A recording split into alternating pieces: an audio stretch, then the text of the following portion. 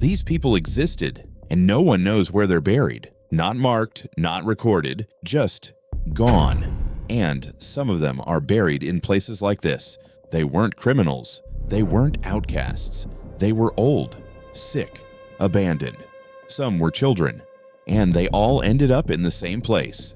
There is a place near you, not far, where people are buried without names, and no one marked where they are. It looks like an empty field. It isn't. Overgrown grass, maybe a fence line, maybe nothing at all. But beneath that ground, right now, there are people. Hundreds of them, possibly thousands. They were called poor farms. And before this ends, you will never look at an empty field the same way again. Here's what you need to understand. At their peak in the 1800s and early 1900s, nearly every county in the United States operated one of these. Poorhouses were public institutions used to house people who couldn't support themselves, the elderly, the sick, people with disabilities, widows, and abandoned children.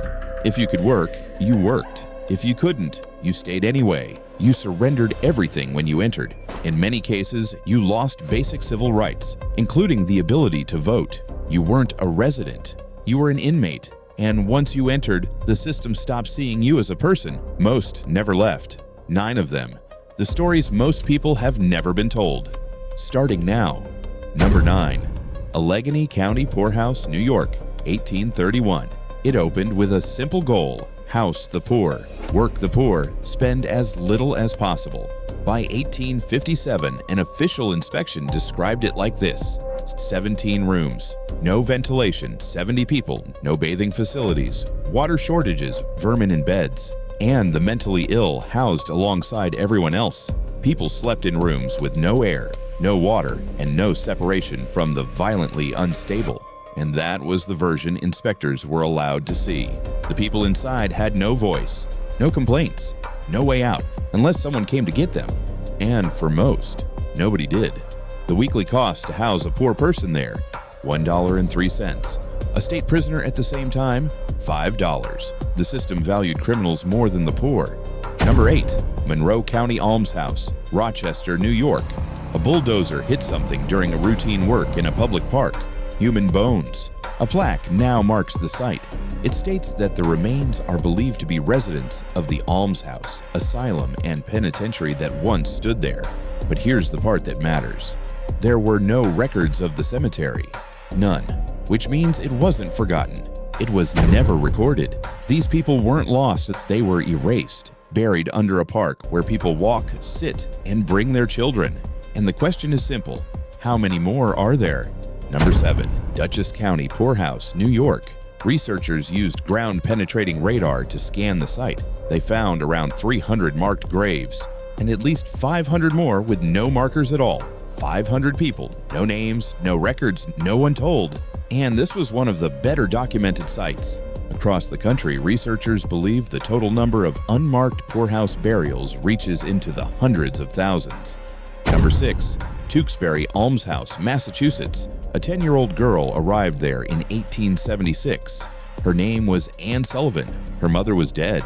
Her father had abandoned the family. Her brother was sick. She was partially blind. Within 3 months, her brother died. She watched it happen, and no one intervened. The building held nearly 1,000 people, the sick, the mentally ill, children, all housed together. Investigations later described the institution as abusive, corrupt, and involved in selling bodies to medical schools. Rumors spread of cruelty, exploitation, even worse. Anne Sullivan would later call it cruel, indecent, and gruesome. She escaped by forcing her way in front of an inspector and asking for one thing: education. She got out, graduated, and went on to teach Helen Keller. But when she became known, she was attacked, discredited, because someone from a poorhouse wasn't supposed to succeed. The system didn't just trap people, it followed them. Number 5. Norwich Almshouse, Connecticut. March 12, 1876, 2 a.m. A fire breaks out. 16 mental patients are locked in their rooms. Doors closed, no keys, no one close enough to reach them. They burned alive. The building was deliberately placed far from town to keep the poor out of sight, invisible, unreachable. And beneath that same ground, over 100 more are buried, unmarked, Number 4. McLean County Poor Farm, Illinois. A state inspector visits, finds almost no staff, 91 residents, filth, neglect, decay. Her conclusion: more care was given to animals than to people. And yet, 10 years later, it was called a model institution. The last burial recorded there, an unidentified newborn found in a dump. The grave marker didn't have a name, it had a number. Number 3.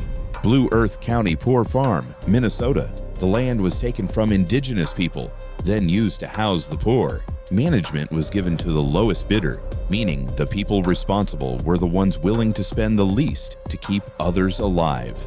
A human life was valued at less than a prisoner. One observer later described these places as concentration camps for the aged.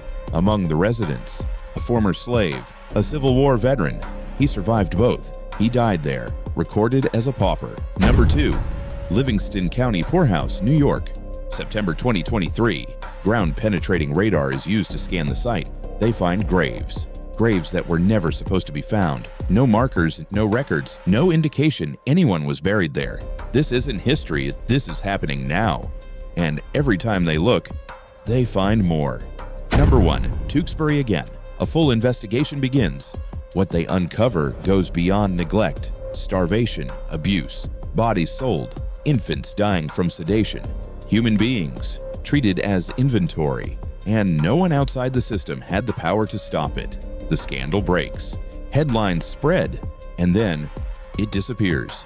The institution stays open because the people inside it didn't matter. The system faded slowly. Most closed by the 1930s. Some lasted into the 1970s. Not ancient history, recent enough that people alive today remember them. What remains now is the ground. The buildings are gone. The records are gone. The names are gone, but the cemeteries remain. Under fields, under parks, under places no one questions. Researchers are still finding them, piece by piece. For every name recovered, there are many more that never will be. There is a field near you. No markers, no names, and no guarantee anyone ever recorded who is buried there.